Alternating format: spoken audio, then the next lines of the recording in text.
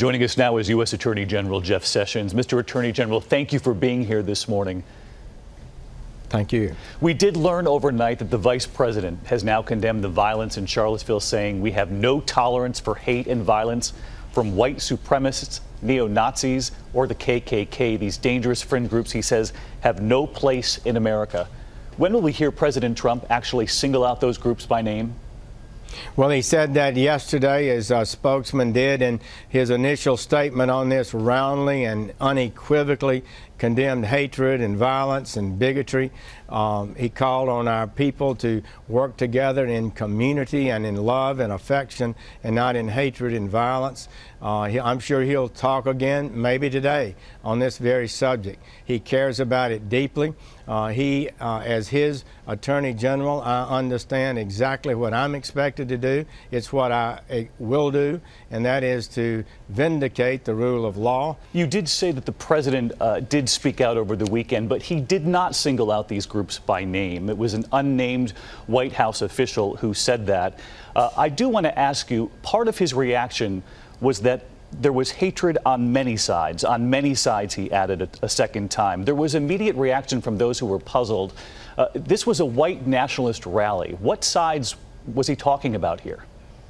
Racism, white supremacy is totally unacceptable. I think the President talked about the problems in America in that first statement had been going on a long time. He said before Donald Trump, before Barack Obama, a long time. I think that's the kind of thing he was referring to. But he was talking to the he was unequivocal. He was talking to the nation about a white nationalist rally. He was talking to the nation about a white nationalist rally.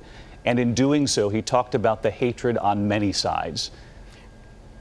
He explicitly condemned the kind of ideology behind these movements of Nazism, white supremacy, the KKK.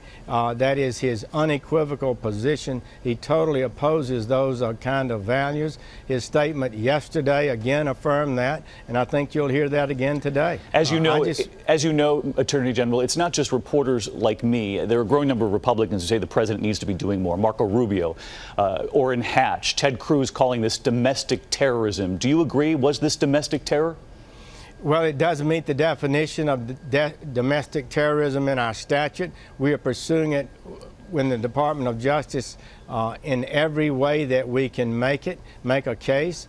You can be sure we will charge and advance the investigation toward the most serious charges that can be brought, because this is an unequivocally unacceptable and evil attack that cannot be accepted in America. So absolutely that is a factor that we'll be looking at. You have said the President will speak out again on this, and there was Senator Cory Gardner of Colorado who said this.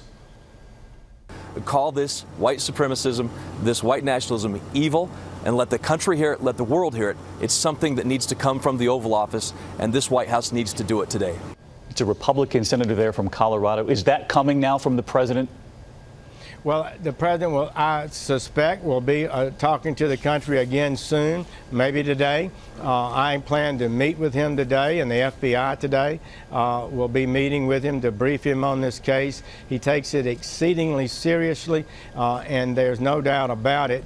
He opposes these kind of radical racist bigotry that these organizations espouse. You talk about this as an opportunity to come together on this front. This is a president, as you know, who is known for his blunt talk. You know, for a week now, we've been reporting on the war of words with North Korea. Many Americans could likely quote that line, his warning of fire and fury. He was so clear on North Korea. And even as a candidate, he said this.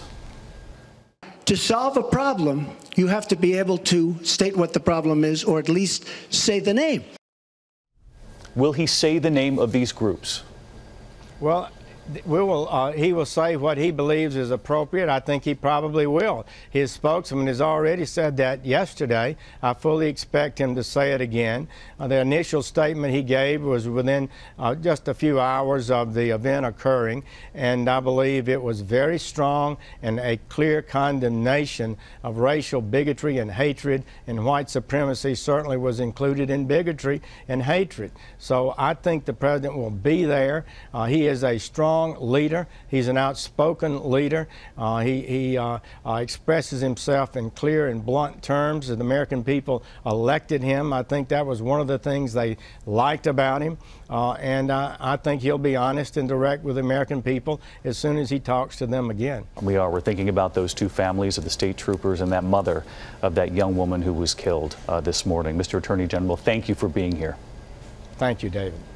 Cannot forget those families who are in mourning here this morning. But again, you said it, and even Jeff Sessions said it. You know, the president has always been very clear and very blunt. He has not been to this point, and it's just inexcusable to many people that he hasn't. And the question is if and when.